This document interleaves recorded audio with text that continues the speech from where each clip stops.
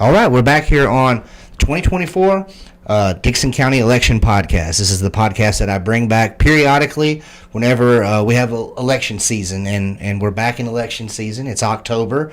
The folks of White Bluff, the folks of Burns have some decisions to make, and so I've reached out to a few of the candidates to see if they'd be interested in doing the podcast, and I've talked to actually all three of the candidates for mayor of White Bluff, and this is the first episode here today, and I'm actually in the office of the mayor of White Bluff, and I've got Miss Linda Hayes is here with me today. Miss Linda, how are you today? I'm doing great. How are you, Justin? Doing pretty good. Let me get you to grab that microphone right there. Oh, sorry. It's probably picking you up. Is it on? Okay. Yes, I believe so. Okay. Got the little, is it pointed towards the little minus sign? Yes. Okay, perfect. You're good to go. I can see it All coming right. through just fine. I would figure you wouldn't have any trouble at all, as much as I talk and as loud as I can get, but hey. And this is a good we'll room. go with it. For acoustics anyway. It It's is. not very big, so I think everybody's going to have a good time here. We have the most intense meetings in this room. Really? So, yeah. So this room is good, especially good. I do appreciate you. Thank you for inviting me down to your office here. Like I mentioned at the very beginning here, it's the 2024 election podcast, and so just like to go around and just talk to some of the candidates. And for yourself, you're the incumbent, so you've been the mayor for a little while. But let's pretend for a second like that I've never met you, and there's folks watching that have no idea who you are. And let's kind of go back to the beginning and tell me a little bit about your early life. Kind of where were you born? How did you grow up? We'll kind of start there and then kind of go forward from there. I was really, I guess you'd say, urban. I was born on a farm out on Taylortown Road, and a lot of people, if you live here in White Bluff, you know where Taylortown Road is.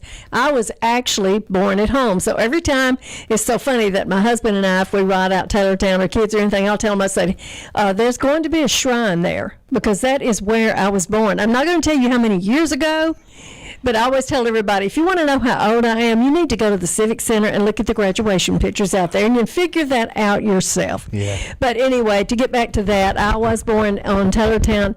My family, on both sides of my family, they've lived here for generations. So I am born, raised, bred. I have got White Bluff in Dixon County. I've got that in my blood. Personally, me, I've never lived here. I've only lived at two places, even in White Bluff.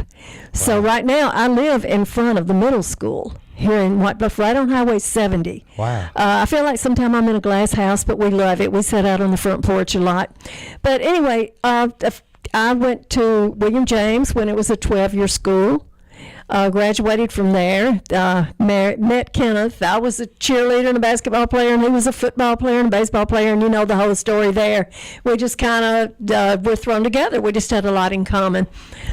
We married, I think it was 3 years out of high school. Kenneth and I married, and we, like I said, we've always lived in White Bluff. We have raised three wonderful children, and I think they have grown. I'm so proud of them to know that we have raised three good citizens. Now, I have helped raise three, they'll kill me for saying this, but I feel like I've helped raise three grandchildren. My children, I'm going to tell you what their names are, because a lot of people, that's how they identify with me. They'll say, oh, you're Tracy's mom. My children's Tracy Hayes Williams, Jennifer Hayes Hole, and Chip Hayes. And when I mentioned Chip's name, I don't know why, because he was the quiet one of the three kids. I mean, the girls were just all over the place. And they went to they all three went to Dixon County High School. So we raised those three kids, and I would say about half the kids in White Bluff, because they all were at my house in the summer with the Kool-Aid and the bologna sandwiches, just whatever, cookies, whatever I had to give them. And at that time, you could run all over White Bluff. I mean, they had skateboards, they had bikes. It was a wonderful, wonderful time. It really was. Then my grandchildren, Tyler Roberts, Reagan Hole, and Jake Hole. Jake and Reagan both have been to Spain. They have gotten some more of their education in Spain. Right now, well, in fact, Jake's over there now. He's looking at going back to school in Spain. Oh, wow. Tyler lives in Spain. He is married. has a little boy, married into a wonderful family. So now we feel like we're part Spanish kind of now. Anyway, I go over there once or twice a year. Wow. And Reagan is taking her Spanish and the culture and the language. Plus, she played basketball and got her bachelor's at Bethel University, which was a good thing for her. Reagan is now teaching. She's back home. She's teaching Spanish under Lynn Wheatley at Creekwood High School. Well, that's cool. And just loving it. Yeah, she was worked with the freshman class on their homecoming this year. I think that about did her in. She said, it's only 5 years ago that I was in homecoming, and now here I am. And she had no idea how much work there was to it until she actually, when you're a student, yeah, there's a certain amount of work, but not much. But boy, when you're over the entire thing, and so that was a good experience for her. So that's where I am in life now. My mom and dad, a lot of the older people here, everybody knew them. They were Gills, Elihu Gill, Guida Gill. My mother was a dietitian. They were farmers, carpenters. We lived on a farm. We were just down home people, and I loved it. So that's a little bit about my background. Well, tell me now. Switch the camera back to me. I go back and forth. So tell me a little bit now about, what did you do like for a living? Obviously, you go to school around here. You grow up, you marry Kenneth, and then you obviously gotta make some money, right? So before you became the mayor, obviously you had a career. Tell me just a little bit about that. I'll tell you, the biggest, I'm just going to skip to the end. The last 12 years of my career, I worked for National Federation of Independent Business, and they are the second largest lobbyist in Washington, or they were at the time when I worked for them. They were behind, I think, AARP or NRA, I'm not sure, but of those three, I had a wonderful job with them. I had always wanted to travel, and boy, God was watching out for me, because he gave me the answer. They took me right on. I was an executive assistant to the vice president of marketing, and sometime even to the president. I traveled with what we called a membership development team. Our development team were division managers, region managers and division managers, and they were responsible for hiring, making sure we had feet on the ground, the sales, and training. So at least sometime monthly, I was traveling on the weekend, during the week with them. We were putting on sales training meetings. We were putting on award meetings, and then sometime just because y'all have done so well meetings. So I traveled all over the United States, even up in Canada and in Mexico. So for the past 12 years, I was just lucky in life. And then we had some health problems that happened in my family. I lost my dad, I lost my brother, and my husband. I just had to retire, honestly, to take care of the three of them. My husband, most people here know about Kenneth. He had renal failure. And so that's been 12 years ago, and I just so happened, once again, it worked out. I had 12 years, I was over 55, and I could go ahead and retire and start drawing my pension. When that happened, like I said, first of all, I lost my dad and brother. So, but then it was Kenneth, and I started. My two daughters and I started. I'm probably getting way ahead of myself. My two daughters and I started Petals on the Bluff many, many, many years ago. And, we got out of it because it was more, I couldn't do it and keep up the pace that I was doing too with my job. And I don't know, honestly, I laugh and tell everybody, I don't know why we started it. We didn't know a petunia from a geranium. We didn't know anything, but once again, God was with us, and it's still being run and owned today by a wonderful family, the Hamilton family, and they are just doing great with it, and I'm so thankful. I go in there all the time and tell myself, I'm so glad y'all are doing this. I'm so glad that it's still here. I did that, but I had to get out of that. That's when they asked me to run for, well, first of all, for the council. And I said, I'm not smart enough to be on the council. I have no earthly idea. At least I was smart enough to know that I wasn't smart enough. And they said, oh, yeah, you'll be fine. Just run for the council. So I ran for the council and got it, and was immediately made vice mayor. So I was vice mayor for, I guess 4 or 5 years. Danny Williams was mayor then. The youngest person we've ever had to mayor. I think when Danny was elected, he was like 24, 25. He was very young. But anyways, then Danny, he started with UPC, so he eventually had to get out of it too. When you've got something else going on, another business or something, especially now, the way that there's just a whole lot to being mayor, much, much more than there was at that time. I was asked to run for mayor because he said he wasn't going to run. Once again, it's like, oh gosh, I don't know about that now, about being mayor. I'm a woman, had never had a woman, and at that time, I mean, women were, they just, maybe we were supposed to really go back to the kitchen, you know what I mean? But anyway, I did matter to me if I won or not, and I said I would. Well, I did, and I won. So, first woman mayor of White Bluff, so that was really something. It made the local news that night. They came down and interviewed. I was just so not ready, Justin, for any of that, I can tell you. I will tell you how it affected me. I tell Chris Norman this a lot. The night that I was elected mayor and they announced that I was elected, we went to Dixon, of course, and I don't know what restaurant we went to down there, but we celebrated. And on the way back, for some reason, my husband and I were in separate cars. So on the way back, I was in the car by myself. And when I got to the city limits of White Bluff, I had this feeling, an out-of-body experience came over me. And I rode through White Bluff, and I thought, what have you done? You are responsible for people in White Bluff. You're responsible for this city. What have you done? You don't even know what to do. I mean, you know, hey, that was, I'll never forget telling that, and I tell that to Chris, and he just laughs. But it really hit you.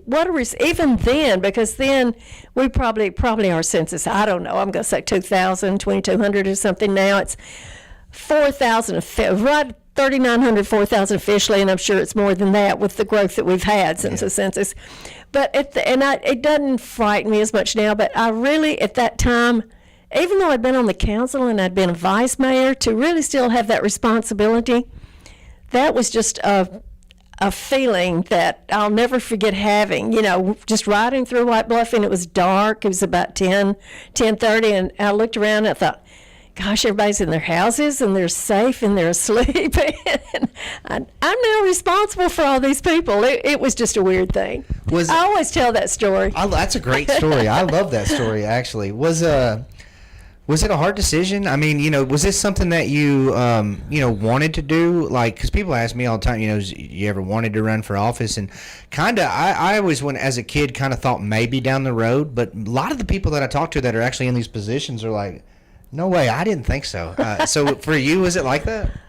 Oh, yeah. I never had any aspirations of being in office. I didn't even like politics. I mean, I remember when I went to NFIB on my first interview, and I didn't realize. I just was naive, I guess. I didn't realize that actually they're kind of a political organization too. They're more conservative. I didn't care. I didn't know what conservative was. I didn't know what liberal was. I didn't care.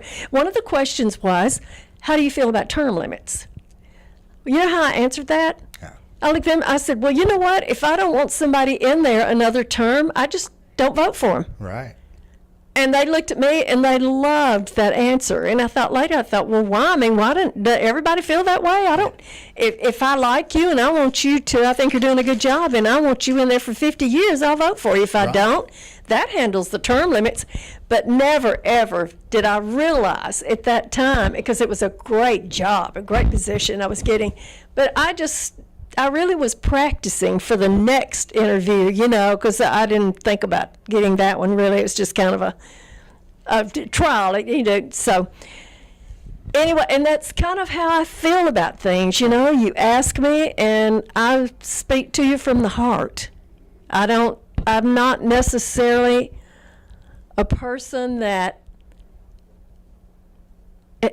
I speak to you from the heart about how I really feel about things, and it's maybe not like you've ever heard before, or maybe not like you've thought about, or maybe it should be this way, or it could be this way or something, but sometimes I think it's better. It's better when I started, I wasn't political. I didn't know anything about anything. Let me tell you, this time that I've spent being mayor and having to oversee an administrative staff, and I have to work with the council, and you have to be bipartisan. I mean, and when I use that, I'm not talking about bipartisan in a Democrat Republican way. No. That has nothing to do with it. You've got to learn where everybody's coming from, and you've got to go meet them in their corner. You got to figure out what is it that they're wanting out of this, what is it they're not understanding, or what is it I'm not understanding. And I have learned that. I think that's probably one of the best traits. That if I'm going to say I have good traits, what my strengths would be, I think that is one of them. That I do try and explain things to people, explain things to the council. Every time we have new members come in, I'm willing to meet with them. You have to explain to them that, you and I talked about this before we even started. You have to explain to them that you can't come in and just change things. First of all, let's look at this budget. You're voting on a budget that's actually made of 3 different corporations: State Street Aid Fund, Drug Fund, General Fund. And you can't mix. Most of the time, you cannot mix those monies. I mean, the government and auditors, and that they're real strict about that. These monies have to go to these particular funds that are in the budget, and State Street Aid Fund can only be used for certain things. Drug Fund, it can only be used for certain things. We could have a big abundance in Drug Fund, and if we needed some over here in General Fund for something, we can't take that. I mean, we'd have our hands slapped in a minute. I didn't know all this, Justin, and I don't expect anybody that when they come in to know that. That's just one small thing that you've got to learn, that you can't come in and just go spend what you want to spend, or you can't come in and say, well, we're already paying blah, blah, blah, why can't they do this and that? And you explain to them, okay, if you want that department to do this instead of contracting it out, let's look and see what it's going to cost us. We've got to hire 2 more employees, buy them some equipment, and then we got to pay their benefits. And now, so look at what we're contracting out, where they take care of the insurance, the bonding, and all this. We don't. They take care of their employees. We don't. And now you tell me which is the best way. There are so many things that you just have to look at when you finally take this job on. When you take it on. And it's not an easy job at all. And you've done a great job of kind of explaining some of the things that the mayor does, and even some of your, personality traits that would make you, do good being the mayor. Let me ask you this, though, because when I run into a lot of people and talk about politics, and also I'm a government teacher, I will throw that out there, too. Right. So I'm teaching kids about this, too. But a lot of times, especially with the kids, when you talk about a mayor or a governor or a president, they kind of see this like overarching person that kind of decides everything. And then I have to explain to them that, no, you've got a council, and then you've got the mayor. Maybe for just a second here, kind of hit on that. Like, how do they work together? Because most of the people I run into don't really understand how that kind of all works. There's a lot of facets to running this little town. Mm-hmm. We've got a park board. We've got a planning and zoning board, and I will tell you right now, in my opinion, especially in the last 3 to 4 years, the planning and zoning board is almost equally as important as the council. It really is, because there's a lot of things that are decisions that are made there that never get to the council. So they're very, very important, yeah. We've got... Well, let's just go back. You have your council, you have 5 members, and you have the mayor. The mayor's duties are to run the meetings and to oversee the administrative departments. I have 4 department heads. I have Jeff Martin, who is project manager. We call it project manager, which is in a way is equivalent to someone else's city manager. He has several of the departments under him. Jeff handles all of those departments. They do not come to me. They go to their department heads. I have got Chris Fulcher, he's the department head, chief of police. I have got Eric Deal, who's department head. He's over all of what I call our RMS services in our fire department, our volunteers, anything goes on with fire, anything, any of that. And then I've got Melody Corlew, who is our city recorder. Melody is over all of the administrative staff. Then those four report to me. Now, that's not to say that the other employees cannot. Of course, we have employee meetings, and they come and talk to me. It's a pretty, I don't want to say loose. I don't want it to sound like it's loose, but no, they know that I've got an open door. They can come and talk to me. If we have employee issues to where I have to step in, then most of the time I also ask our legal to step in if it gets like that. But then we have council. Council, we have 5 people, like I said, and the mayor. Now, you've learned now kind of my responsibility. The council, we have a business meeting once a month. And the business meeting, it's not a town hall meeting. The business meeting is between the mayor and the council and the department heads. And that is to let the council know what's going on. And the council brings to us things that they want to question, or maybe they are responsible for bringing forth new laws or changing ordinances or amendments. They're responsible for that. I can explain that. I can encourage it. I have the right to say, I don't think that'll work, but I don't vote. The only time that I vote is if we have a tie. It's happened a couple of times. One meeting that kind of did stand out, we had three ties. I had to break 3 ties one night in one meeting, so that was that's very unusual. But so your council, really, most people don't understand that your council in a way has as much power as I do, and sometimes more, because I can say, I'd rather that we not do this to a speed limit, blah, blah, blah. There's 5 of them, and this is what I'm talking about, how we have to work together. If 4 of them or 3 of them, the majority says, yeah, I think it sounds like we do need to do this certain thing. We do need to put that on the books. We do need, they win. And I mean, so they make your laws. They make your ordinances, your laws, your resolutions. A lot of people don't understand that, and I'm glad that you brought that up, because it's the same thing when you're just teaching like the basics of the legislature in Washington, D.C. You've got your Congress and you've got your president. Exactly. It's actually Congress who makes the laws. The president can't just wave a magic wand and make anything happen. And again, it kind of mirrors that at the local level, and I'm glad that you brought that up, because it's just something that I like to hit on, because so many people out there in the real world just don't understand. They don't understand that, because I have been asked before about, like, I don't even know what to pull out, but just certain things, and maybe a speed limit on a road or something, and people look at me and say, well, you're the mayor. You can change it. And I say, no, you don't understand. I don't even have a vote on that.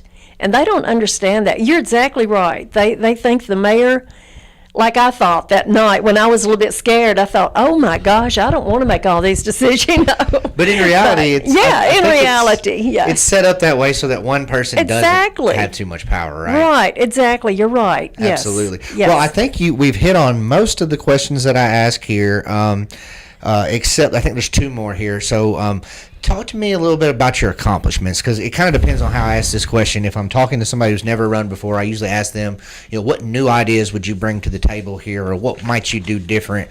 But when I'm talking to somebody who's actually been in the office for a while, I think it's a little more beneficial to maybe ask, what are some of the things that you're proud of that you've accomplished over these years that you've been in the position? Okay, well, I'm going to tell you, I'm going to read this because it's on my bio, because I cannot remember all this stuff. My memorable accomplishments that I've had the privilege of being a part of include, but are not limited to, a new town hall building. Now, if you're new in town and you've been here 8 years, 10 years, you just think we've always lived like this. No, we have not. Our police department basically lived out of the trunk of their cars. And we had a little itty bitty 3-room town hall. It was, I played Little League Baseball here, actually, on this spot. On this spot, yeah. So, but, so that was one of the first things. This had already been passed and got started, but I was here to finish it.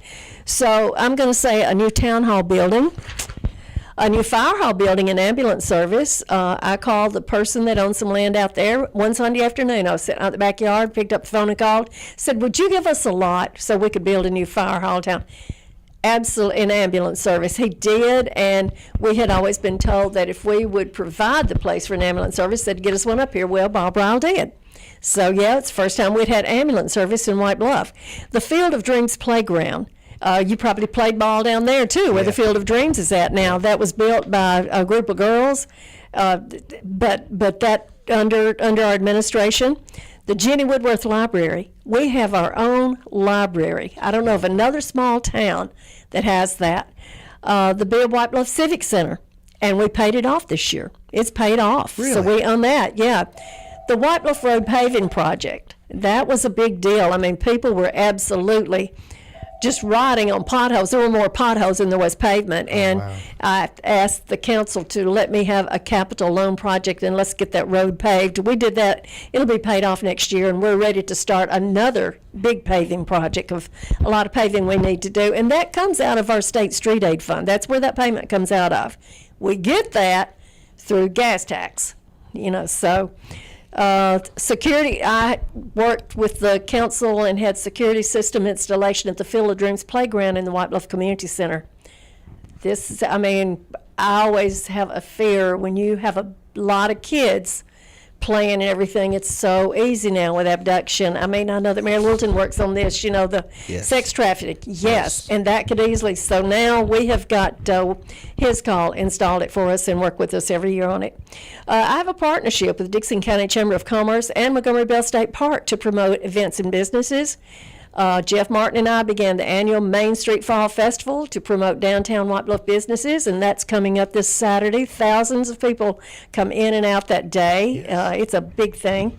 I've served on the steering committee after White Bluff was accepted into the Tennessee Downtowns program. There's a lot more. New concession stand and bathrooms for 2 large ball fields at Veterans Memorial Park. I serve on the Tennessee Municipal Bond Fund Board. For the state. I'm going to quit right there. Those are just some of the things that I'm real proud of. And I can't say, I have to say this, and I say it every time. I can't say that I do all this by myself, but it's building relationships. And that, I do think, I just know a lot of people. And when you know a lot of people and you've got good relationships and you can pick up the phone, if you've got all of a sudden a fundraising thing, I've got a list of people that I just pick up the phone and I can already tell you what they're going to give me before they even hang up. And in an hour, Dixie Kerr and I did that last year for the Clay Lake Tornado Fund. Within a week, we had shirts already printed, had them paid for, and we made $2,000. And that wasn't the city. That was just something Dixie and I did. And it was because we've met people. We know people. We have relationships. So I'm real proud of that. I know a lot of people, and I value those relationships, and it's helped me do a lot of this stuff.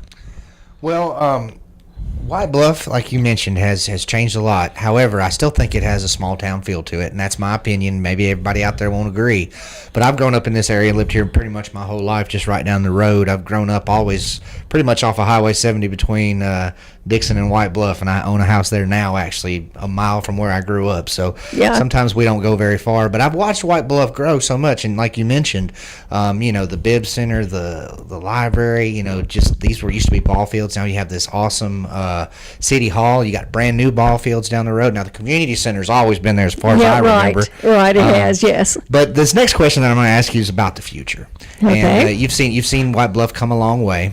And I know that I'm sure, got some plans for the future. And I'd always like to hit that question because when people are, going to the polls, they're of course wanting to know what makes you qualified and maybe what you've done in the past, but they also want to know what your vision is for the future. So at this time, I'd like to ask you, what is your vision for the future of White Bluff, as we go forward into 25, 26, 2030, and beyond, I guess? I want to continue caring and taking care of every citizen. When I say taking care, the best of my ability, I support the police and the fire departments greatly. And each year, this year we added, the council, I asked them to adopt a budget, and the majority carried. we adopted a budget. We added 2 police officers, and I felt like that we really needed that. Our census, I think we've said this before, was around, I don't know, 3,200 or something like that at one time. Then I think our last census maybe went up to, it's grown that much, to almost 4,000. And there is no doubt in my mind that probably now we've added another 600 or 700 or 800 people since then. We've even thought about a special census, Justin. But I know the mayor of Gallatin, and they're going through a special census right now, and she's told me about it. But now they're in a different situation than we are. They are really big. I mean, they've really grown commercial, industrial, everything. Yes, so that's a big deal. We haven't grown that much, and we've talked about it, and we've decided that what it would cost us to have that special census. We're going to have another census anyway. And let's see, we'd have a special one next year, or the 26th. It probably would take 2 years before we realized it. We don't know if we would get back that much money, if we'd be reimbursed that much money for what our cost would be. We're better off, I think, in waiting till all of the development is finished, and it has to be just about finished eventually, because we're running out of land. Yeah. I mean, we only have a short city limit space here, and we think that by the time it's finished, it'd be time. And let's let the government pay for the census. Well, and the government does it. The federal government does it every 10 years. Yeah. But we have talked about that. But anyway, in the future, I want to try and add a policeman if I can every year. Chris works with me. He lets me know when he really needs them, and when, okay, Mayor, we can wait this year and make with what we've got, but look at it next year. So I always want to make sure that we're prepared for emergencies for our citizens, and that everybody feels safe and secure. Next year, I want to spearhead another capital project for paving. We have a lot of roads in White Bluff, and yes, they all need paving.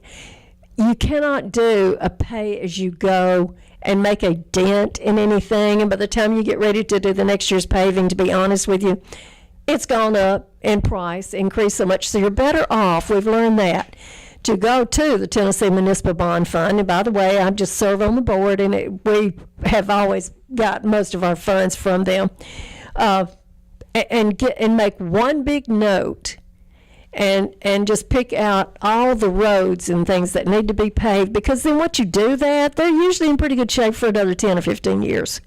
So that's one thing that I want to do next year. God, I don't know. We have things that we have to do. Now I want to mention this. Nobody realizes this. We are an agency of the state of Tennessee. They tell us a lot what we have to do. Now, there are 2 things coming down next year, and our council knows about it now. We've told them. We had to appoint a security officer for cyber security. That is a big, big thing now. Mm-hmm. And also just to protect everything we've got here in our main office. So there's a lot of phases to that. It is going to take some money, but we have to do it.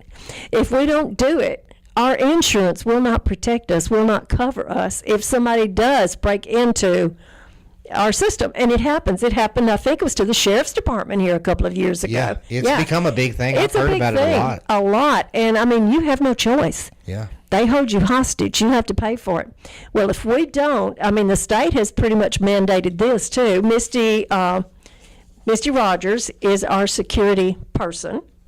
So we're working on that now. And the state has already provided us with some of brokers, no, I don't want to say brokers, some companies that do this, and they've already vetted all of them. They're all capable of doing it and meet state standards, so we'll be looking at that. I think she'll have three bids next month to talk to this about. That's one thing. Another thing that's come down from the state is our police and fire, we have to have new police and fire radios because of the new 911 system. Yes. You have no choice on that. I heard You about this at the comply. county commission meeting. Yes, county They're commission. having to do it too. They're having to do it. Every city. You have no choice. You have to comply with this. That is going to cost us $250,000 to get that new equipment. The vendor is going to allow us, if we want to, the vendor will allow us to, they will fund it for 5 years at no interest. That's another payment that people are not aware of that we've got to put in our budget. Those are the things that people are not aware of. And you shouldn't be. You shouldn't even have to worry about this or think about this. That's what we do. But those are just some things that I'll be working on next year. Those are just a few of the things. Well, I appreciate you answering my questions. I think that's pretty much all of I have a standard list of questions here that I typically ask, and I think we've hit on just about every one of them. Is there anything else that maybe we didn't get to that you would like to tell the people while we've got, this opportunity here? Is there anything that we've left out? Well, I will tell them that I'm planning on this being, I'm applying for this job, and I'm applying for it for the last time. I'm planning on this being my last term. There are just some things. We've got a 50-acre nature park that also has been given to the city. They're already clearing it off. We will start working on that next year. That's something else. It's been given to the city, but there will have to be money raised or some grants, and I think there will be. It'll be patterned. It'll be patterned a little bit after Montgomery Bell Park. Oh, wow. I mean, there will be shows there. There will be classes. It's a nature trail, so it's wonderful, and it's going to be right out on School Road, right across from our elementary school. It's Really? beautiful. It will be, it will be adjoining part of the Bibb Farm, Bibb Estate. So that's one reason that I want to run again, because I'm so excited about this. Richard Bibb is a real good friend of mine, and we've worked together on a lot of things. I guess I'm just going to close out with this, okay? If you'd like to know more about my platform and my ideas, or if you have some ideas you would like for me to work on that I'm not, because I can't think of everything, I'm not supposed to. And as I campaign for the final chapter of this public service, I'd appreciate hearing from you, and I would certainly appreciate your support. I'm going to say that we all need to work together to make our community a place where we love to live and can take pride in. I think we all want the simple things, such as a safe place for our families to live, a peaceful night's sleep. I know that's what I want, it's a peaceful night's sleep. Yes. Safe schools for our children, we all want that. Attainable housing, and we've got options now. We have higher level housing, we've got nice starter homes, townhomes you can rent, apartments you can rent, things that we didn't have as much as even 10 years ago.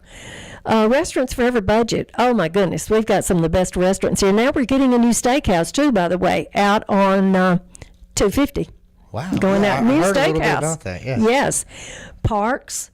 We'll never quit working on our parks. Veterans Park, the Nature Park, Field of Dreams. We'll never quit working on our parks. We love our community events. We want to keep having those, and that's your Main Street Fall Festival, your July 4th celebration. That's a big thing. That's a big, big thing. The Electric Christmas Parade is huge. And we want to go to our local sports teams. We enjoy our residential trash pickup and accessible public servants. I know this is what I want, and I hope you do too, and this is what I'll continue to fight for. Awesome.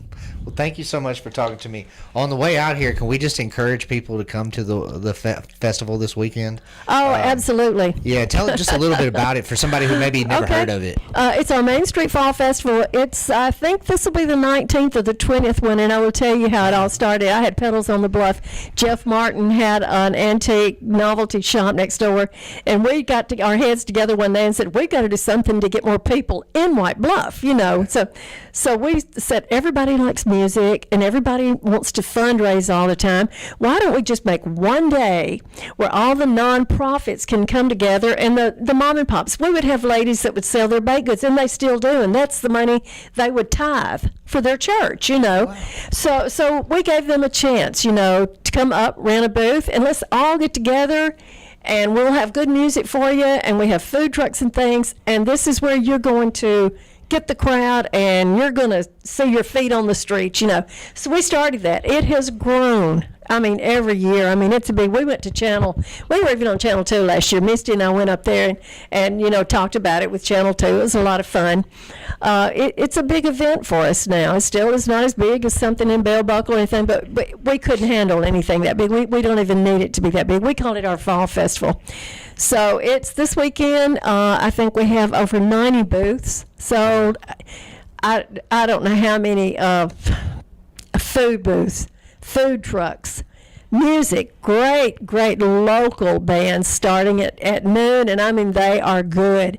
They start at noon, and I think it'll close down at 6 o'clock. I believe that's what the hours are. Okay. But the thing is, I treat it like a homecoming. I will make 100 selfies that day. I do every year. It's because oh my God, I haven't seen you in years, and here you are, and it just it's like a homecoming. Yeah. It's so much fun. It's awesome, and I love these things that these small towns do. Yeah. You do them here in White Bluff. We just had the parade a few days ago for Creekwood. Right. I got a chance to come down here and be a part of that, and it's awesome that we do this. It hasn't always been done. I do remember when I was young, and I don't remember it, and I do remember it coming in here in I guess the past 20 years or so, and it's grown. It seems like it's getting bigger.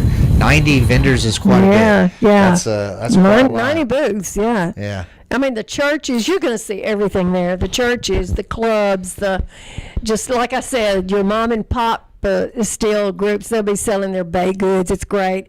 Your little homemade crafts, but then you have jewelry. Then you have, it's almost anything you want. And I can assure you there will be all kinds of Halloween decorations.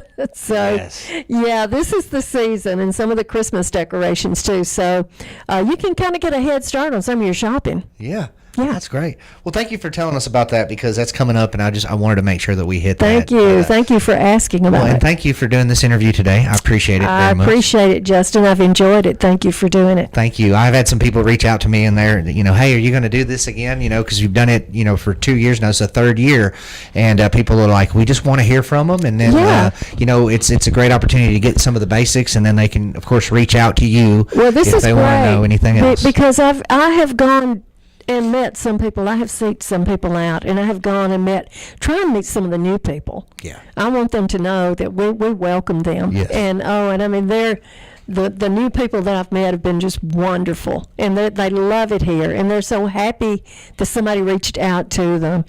So maybe and they need to get to know me as well as the other two candidates too. Absolutely. And I want you to have the two council candidates, even Yes. though there's nobody running against them. I just think that it would be good for people to know them, to put I a do name too. and a face. Absolutely. I think I agree with you, and I've reached out to and I've had a few from Burns as well that have reached out Yeah. to me. So I will go ahead and tell everybody that's watching who's probably thinking, is he going to have the other candidates on? Yes, I have reached out to both of them. It's just a logistical thing. I've been out of town until today, and I talked to both of them about possibly doing it today. It looks like one will be done tomorrow, and maybe the other one in a few days, within a Okay. few days. So we will Good. definitely going to offer it to everybody. I do like to give anybody who's running in Dixon County this opportunity. So if there's somebody that if you're watching this and you want them to be interviewed, all you have to do is just reach out to me, Facebook. I work over at the school. I'm pretty easy to find. I also work for Redbird Realty. So put all those things into Google. You'll find my phone number. I found that out the hard way at the beginning of the school year. Some of the students got a hold of my phone number. I want to end with one more thing. Yes, ma'am. I should have already said this. Being council is not a full-time job, but you've got to have your heart in it. It's almost, I would say, just a volunteer job. You don't get paid that much. So anybody that's on your council, they're not doing it for the money, and they're not getting kickbacks or any of that. Then none of that stuff's going on. So please don't get bought into stuff like that. And being mayor is basically a part-time position that pays $400 a month. But I will tell you right now, I spend at least 15 to 20 hours a week on this job. So I just need to take that in consideration. I'm glad that you mentioned that, because A lot of times when you run for office, people think you're doing it to get rich. Oh, I yeah. remember telling somebody, if I happen to become the state representative, I'll take a less paycheck than what I make at the school. Right. And they looked at me like I was crazy, and I said, public service is not about getting rich. No. It's no. really not. And I'm glad you mentioned that because there's So many. if you do this, if you're a council member, if you're on the planning commission, that bless their heart, they're just under fire all the time, and I think they only make $100 a month or $50, and sometimes it's hard. I'm going to tell you, sometimes it's hard to get people to do things because they don't want to put up with some of the stuff like you and I talked about that's on social media, and it's people, I don't think they mean to be mean. I think they just don't understand why we make decisions like we do and what has to go into it. I agree with the you. thought, I the think that laws we there's have a- to go by. Yeah. There's a lot of misunderstanding, and Sure. there's a lot of educating that needs to be taking place, and I hope that's kind of what we're doing with the podcast, is getting some information out there. I learned a lot about you today that I didn't know, and I've interviewed you on the radio and Yeah. multiple times, but Yeah. it's just interesting what all you can learn about somebody when you just do an interview, and I appreciate you taking the time to do this, and also appreciate the other Well, it's been candidates. fun. Yeah, well, thank It's you. been fun. Well, thank you. We'll go ahead and close it out now. One last thing, if you do want somebody to be on the podcast, just reach out to me and we can make that happen. We'll have some more episodes coming up. This is just episode 1. I think there will be at least 5 or 6 episodes, and hopefully if the fellows from White Bluff reach out to me, I've made that contact, then we'll do a few more. So I'll do as many of these episodes as you guys want me to do. Just reach out and let me know what you guys want. I hope you enjoyed this today, and be sure to like and subscribe to the channel so that we can get the information out to more people. And thanks again, Mayor, for doing this. And You're we'll go so ahead and- welcome. We'll go ahead and close Thank out you. until the next episode. We'll see you guys next time.